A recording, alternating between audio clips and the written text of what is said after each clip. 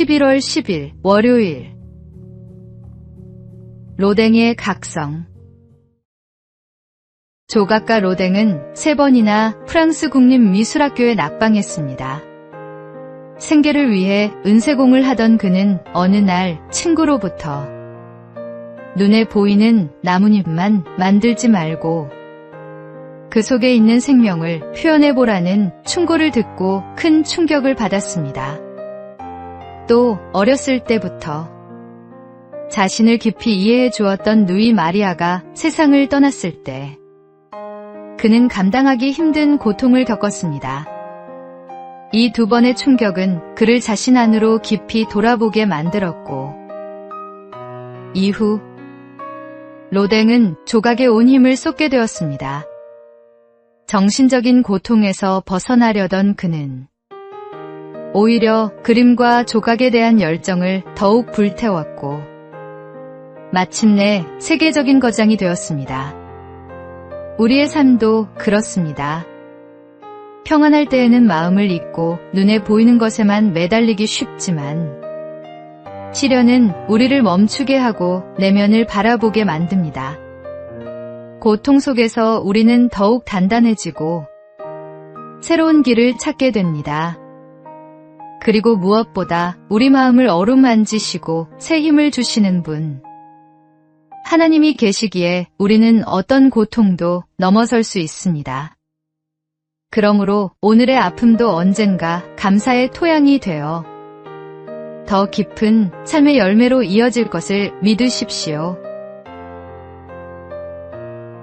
오늘의 말씀.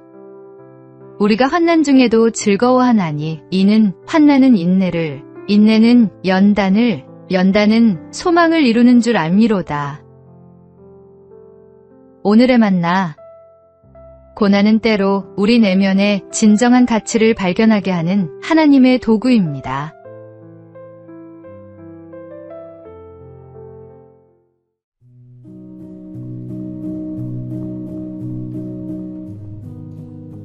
(11월 11일) 화요일.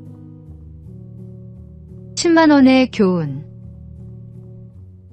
한 사람이 특이한 실험을 했습니다. 어떤 마을의 일정한 구역의 집집마다 매일 10만원씩을 나누어 주었습니다. 첫째 날은 사람들은 의아해하면서도 기쁨으로 돈을 받았습니다. 셋째, 넷째 날이 되자 이 소식이 마을의 화제가 되었고 사람들은 서로 흥분된 목소리로 이야기를 나누었습니다. 둘째 주가 되자 현관 앞에 나와 기다리기 시작했고 셋째 주에는 더 이상 놀라지 않고 당연한 일처럼 받아들였습니다. 넷째 주가 되자 그것은 일상의 일부가 되어버렸습니다. 그런데 실험 기간이 끝난 날 그 사람이 돈을 주지 않고 그냥 지나가자 사람들은 성난 얼굴로 외쳤습니다. 왜 오늘은 돈을 안 주는 겁니까? 감사에 익숙해진 사람들이 결국 감사를 잊은 것입니다. 사실 우리의 삶에도 비슷한 모습이 있습니다. 매일 아침 눈을 뜨고 숨을 쉬는 일상, 가족과 친구의 사랑, 일용할 양식과 건강. 이 모든 것이 다 하나님의 은혜의 선물입니다. 그러나 반복되다 보면 우리는 쉽게 당연하게 여기고 감사하는 마음을 잃어버리곤 합니다. 오늘 하루 내게 주어진 은혜와 복이 결코 당연하지 않음을 기억해 보십시오. 끊임없이 부어주시는 사랑 앞에 다시 감사하는 마음으로 서는 것이 우리의 영혼을 새롭게 하고 삶을 더욱 풍성하게 합니다. 오늘의 말씀. 내 영혼아 여호와를 성축하며 그의 모든 은택을 잊지 말지어다. 오늘의 만나. 날마다 주시는 하나님의 은혜를 당연하게 여기지 말고 새롭게 감사하는 마음을 회복합시다.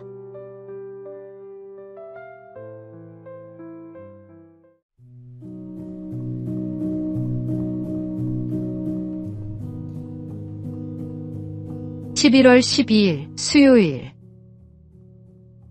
감사로 피어난 작품. 인천에서 활동하는 강석준 작가는 중증 자폐 2급 판정을 받았습니다. 어린 시절부터 사회와의 소통에 큰 어려움이 있었고 일상조차 쉽지 않았습니다. 그러나 그는 그림과 조각을 통해 자신을 표현하기 시작했습니다. 사람들과 말로 나누기 힘든 내면의 세계를 붓과 조각도로 풀어낸 것입니다. 그의 작품은 멸종위기 동물과 자연을 주제로 하고 있습니다. 다른 사람에게는 장애로만 보일 수 있는 한계가 오히려 세상을 바라보는 독특한 시선과 예술적 감수성으로 바뀐 것입니다. 지금 그의 작품은 공공기관 전시에도 초대되고 많은 이들의 공감을 얻고 있습니다.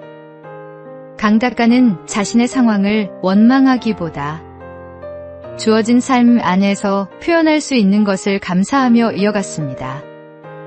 그 결과 남들이 보지 못한 아름다움을 작품으로 담아낼 수 있었습니다.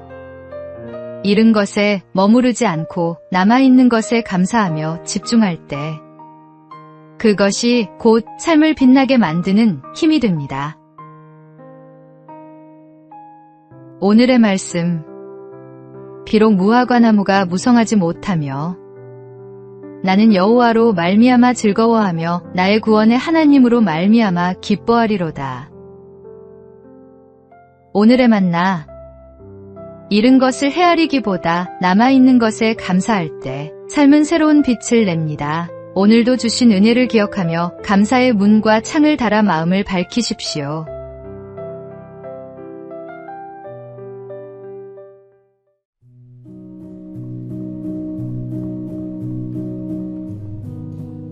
(11월 13일) 목요일. 마지막 순간의 고백. 코미디계의 대부라 불리던 전유성 씨는 평생 이성적 사고가 강해 신앙을 쉽게 받아들이지 못했습니다. 그러나 30여 년 넘게 그를 위해 눈물로 기도한 후배들과 가족들의 헌신은 끝내 결실을 맺었습니다. 건강이 악화되던 지난 여름, 청도에서 인연을 맺었던 김성황 목사가 병원을 찾아 기도할 때 전 씨는 마침내 아멘으로 응답하며 하나님을 영접했습니다. 이후 병실에는 매일 성경과 찬송이 흘러나왔고 그는 자신을 돌보러 온 후배와 함께한 작가들을 위해 그리고 무엇보다 딸을 위해 기도했습니다. 하나님, 우리 딸 잘 부탁드립니다. 라는 마지막 기도와 함께 하나님을 믿으라는 믿음의 유언을 남겼습니다. 놀랍게도 그의 딸 제비 씨는 아버지의 고백 이후 신앙생활을 시작하겠다고 다짐했습니다. 장례 또한 기독교 예식으로 드려졌으며 많은 동료와 후배들이 함께하며 그의 새로운 시작을 축복했습니다.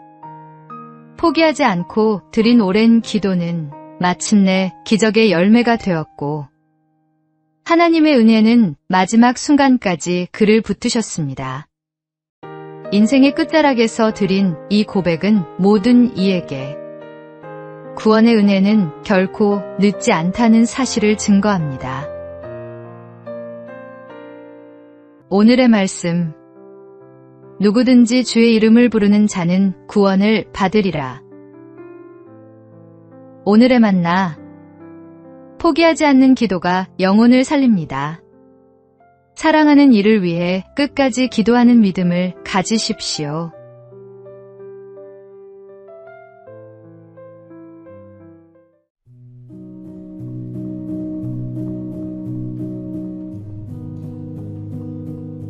(11월 14일) 금요일. 감사의 편지. 오늘은 가을숲의 빈 벤치에 앉아 새 소리를 들으며 흰 구름을 바라봅니다.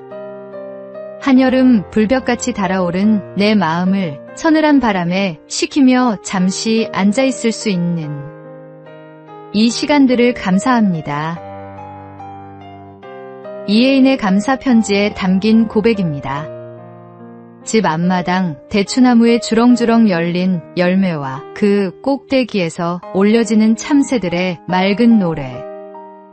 바람에 흔들려도 흩어지지 않는 그 소리를 들으며 함께 노래하던 순간은 그 자체로 하나님이 주신 선물이었습니다. 또 한 포기에 난을 정성껏 돌보듯 우리를 지켜보시는 하나님의 시선 속에는 따뜻한 사랑이 가득합니다. 난초가 작은 물방울만으로도 싱싱이 꽃대를 올리듯 우리도 날마다 하나님이 부어주시는 은혜를 받으며 살아갑니다. 아침에 눈을 뜨며 하나님께 인사드리고 맑은 눈으로 하루를 바라보는 것, 그것이 곧 감사의 편지가 됩니다. 오늘도 주신 것들을 하나씩 떠올리며 감사할 때 우리의 하루는 더 깊고 풍성해질 것입니다. 오늘의 말씀, 범사에 우리 주 예수 그리스도의 이름으로 항상 아버지 하나님께 감사하며. 오늘의 만나, 감사는 특별한 일이 있을 때만 드리는 고백이 아닙니다. 평범한 하루 속 작은 순간들을 붙잡아 하나님께 감사해 보십시오.